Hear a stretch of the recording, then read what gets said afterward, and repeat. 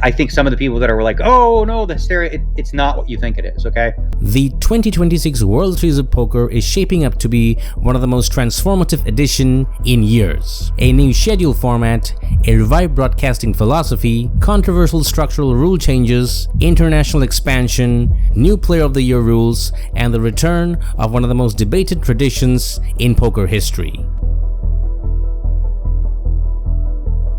The biggest headline coming out of the 2026 WSOP announcement is the revival of the delayed main event final table. For those unfamiliar with poker history, the November 9 was a beloved tradition that ran from 2008 to 2016, where the final 9 players of the main event would pause their competition after reaching the final table, and then return months later in November to play it out on live TV. Now for 2026, the WSOP is bringing the delay back. Though if you think this is a full revival of the November 9, Daniel Negreanu wants to set the record straight. I think some of the people that are like, oh no, the hysteria, it's not what you think it is, okay? It's not a November 9. That's not happening. His comments suggest that the delay will be far shorter, speculated to be an early August spectacular rather than a November return. The main event itself begins July 2nd and runs through July 13th, with the final table date still to be confirmed. Poker Strategy's Barry Carter gave 2 reasons for the delay. First of all, it gives producers the chance to prepare something special, where we can learn more about the finalists. Secondly, because right now, the WSOP main event final table would clash with the FIFA World Cup, something no broadcaster wants to risk. The single most fan-friendly announcement came directly from Negreanu himself. For years, the WSOP's digital coverage was locked behind a subscription paywall on PokerGo, a model that restricted the casual fans' ability to follow the game they loved.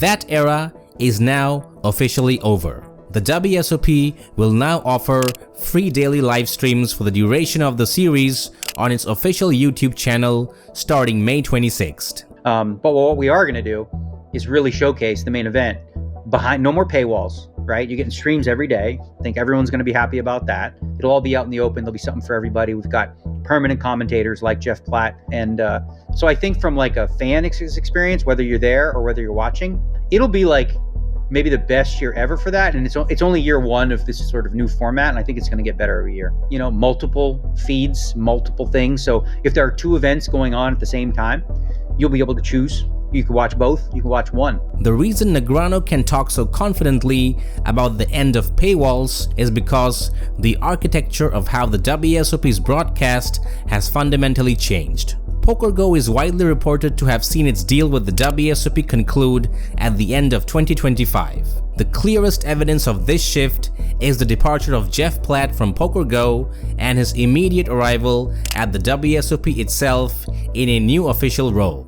Jeff spent nearly a decade as one of PokerGo's most prominent voices, and his move signals that the talent is following the rights. With PokerGo out of the picture, the question of who picks up that mainstream television presence is one of the most closely watched stories heading into summer. Now let's talk about the events themselves, because 2026 is bringing some fascinating structural changes to the tournament schedule. The series kicks off on May 26 with a brand new opener, the $550 Mini Mystery Millions. If that sounds familiar, it's because the same event ran in 2025 under a $1,000 buy-in. The WSOP has cut the price tag nearly in half while keeping its signature attraction, an enormous $1 million top bounty prize. Perhaps no change has generated more debate in the poker community than what the WSOP has done to the Monster Stack.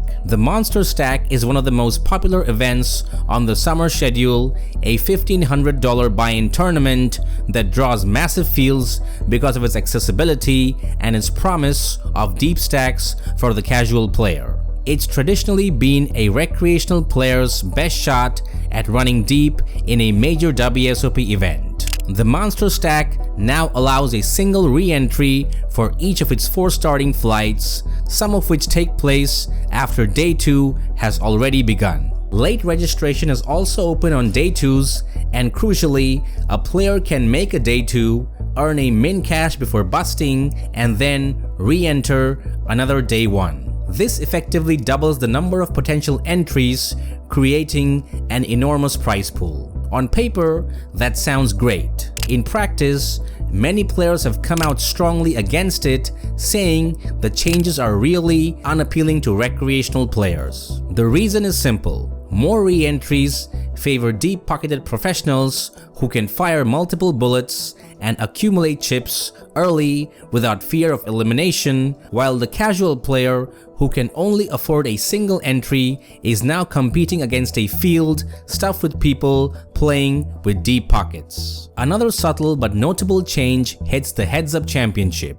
one of the most unique events on the summer schedule. Traditionally, this is a loser goes home format.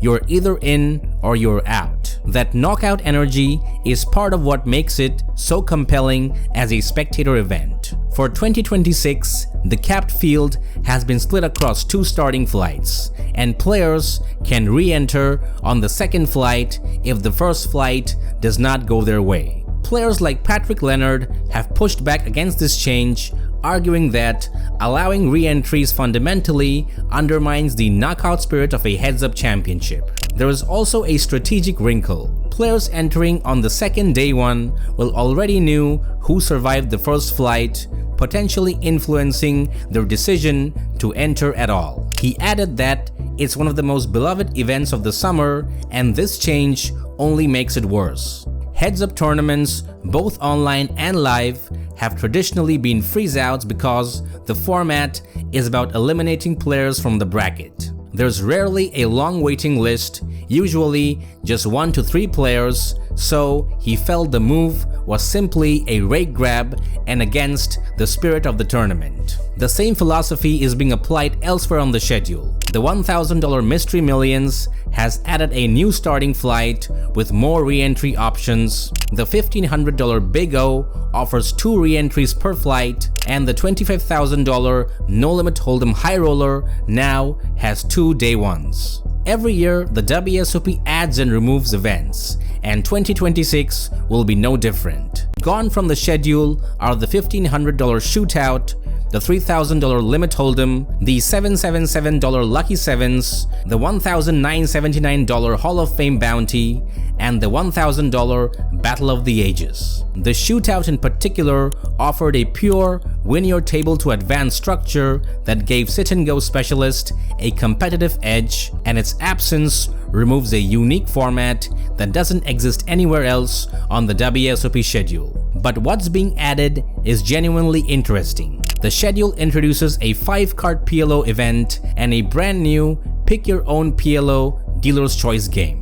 There is also a brand new US Circuit Championship, a 3-day $1,700 buy-in tournament scheduled from early June when Las Vegas is packed with players. Additionally, the $1,000 mini main event has grown from 2 starting flights to 3, giving players more opportunities to fire bullets in the days leading up to the main event itself.